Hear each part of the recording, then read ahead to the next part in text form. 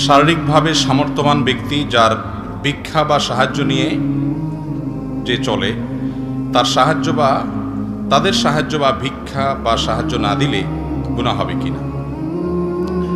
শারীরিকভাবে সক্ষম, চাইলেই উপার্জন করতে পারেন অথচ ভিক্ষা করেন, এরকম ব্যক্তিকে ভিক্ষা না দিলে গুনাহ হবে কিনা।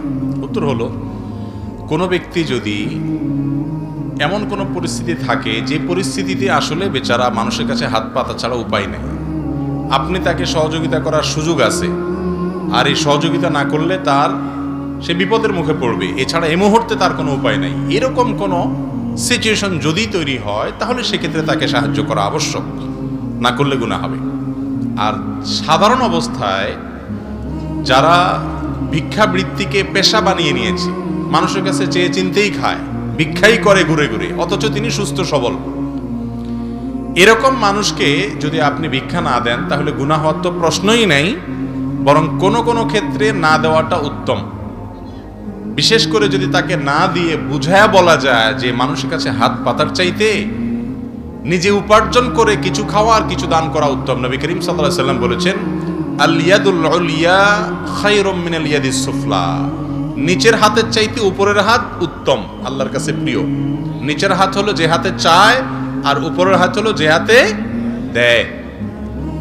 একজন সুস্থ সবল মানুষের কাছে হাত পাতবেন, ভিক্ষা করবেন, এটা ইসলাম কখনো চায় না। নবী করিম সাল্লাল্লাহু আলাইহি ওয়াসাল্লামের শিক্ষা হলো যে কাজের জন্য বের হতে হবে, পরিশ্রম করতে হবে, নিজের সাধ্য অনুযায়ী যতটুকু পারা যায় করতে হবে। অতএব এরকম পেশাদার ভিক্ষুক যার শারীরিক সক্ষমতা আছে কাজকাম করার, তিনি ভিক্ষা করলে তাকে ভিক্ষা না দিয়ে বরং নসিহত করে বুঝিয়ে যদি কর্মমুখী করা যায় সেটাতে সওয়াব আরো বেশি হবে।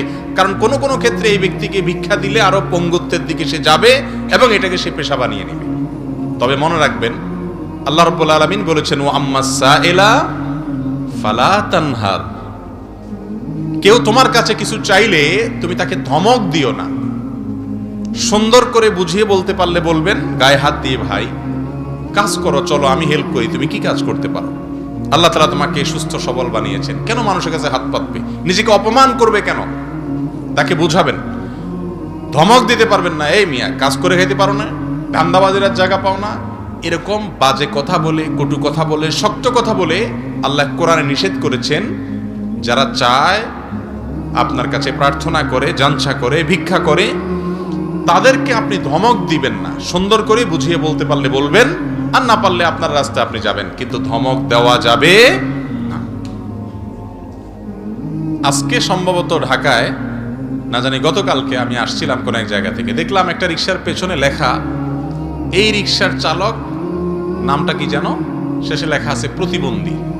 আমি চিন্তা করলাম, রিকশা চালাচ্ছে আবার প্রতিবন্ধী, পেছনে লেখা আছে কে দেখি, একটু পরে ঘুরে দেখি বেচারার পাও নাই, একটা পাও নাই, আরেকটা পাও আছে, সেই একটা পাও দিয়ে সে রিকশা চালাচ্ছে। আর আল্লাহ তাআলা দুইটা পাও, দুইটা হাত, চোখ সবকিছু দিয়েছেন সুস্থ সবল ভাবেও, এরপরে মানুষের কাছে ভিক্ষা চায়। এরকম মানুষ আমাদের সমাজে অনেক আছে। বিশেষ করে শহরে তো পেশাদার ভিক্ষুক, গ্রামে পেশাদার ভিক্ষুক না থাকলে কি হবে, গ্রামে কিছু মানুষের খাসলত হলো বিদেশি আসছে, বিদেশি বুঝুন তো কি, প্রবাসী। আমি প্রবাসীদেরকে বলি, ভাইরে আপনাদের মতো কপাল পড়া দুনিয়াতে আর কেউ নাই। আমি নিজেও প্রবাসী ছিলাম, আমারও কপাল পড়া ছিল এক সময়, এখন ভালো হয়ে গেছে, পড়া নাই আর কপাল।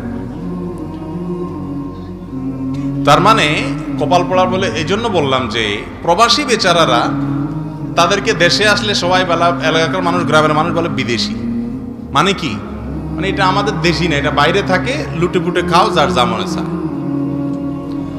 আর যখন সৌদি আরব যায় বা মিডল ইস্টে যায়, বিদেশে যায়, ওখানকার লোকেরা বলে হাজা আজনবী। বুঝেন হাজা আজনবী মানে এ বিদেশি।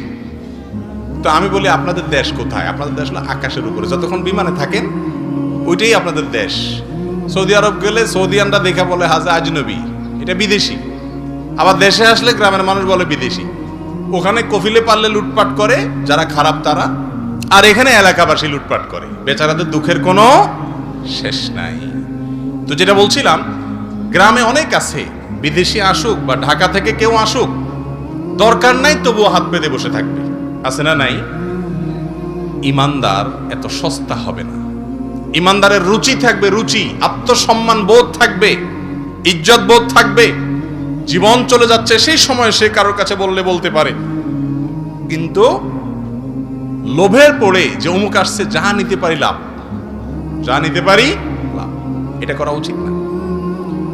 আমাকে এক ভাই বললেন যে আমি ফ্রি চিকিৎসা সেবা দিচ্ছিলাম গরিব মানুষদের জন্য।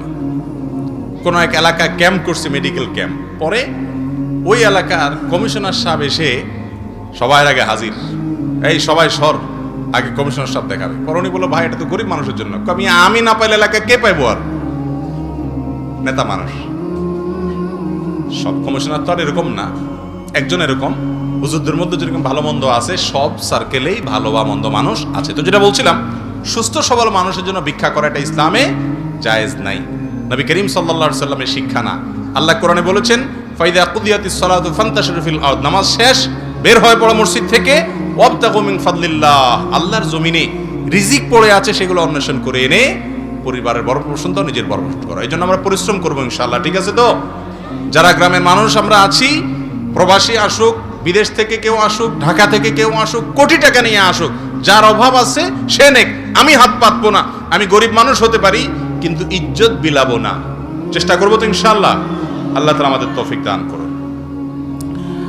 এরপরে প্রশ্ন হলো, মিলাদ বা দোয়ার অনুষ্ঠানে তবারকের বিশেষ কোনো উপকারিতা আছে কি? মিলাদ বা দোয়ার অনুষ্ঠানে যে তবারক দেয়, এ তবারকের বিশেষ উপকার আছে কি না? আমাদের অনেকে মনে করেন যে এর কি আছে, বিশেষ উপকার আছে। তবারকের খানা, একজনে মিলাদ থেকে আসার সময়, দোয়ার অনুষ্ঠান থেকে আসার সময় জিলাপি নিয়ে আসছে, মিষ্টি নিয়ে আসছে। তো ডায়াবেটিসের রোগীকে সাধতেছে, বলে না ভাই আমার ডায়াবেটিস। বলে আরে তবারকের জিনিস মিয়া, ডায়াবেটিস খান। তার মানে এটা খাইলে কি হবে?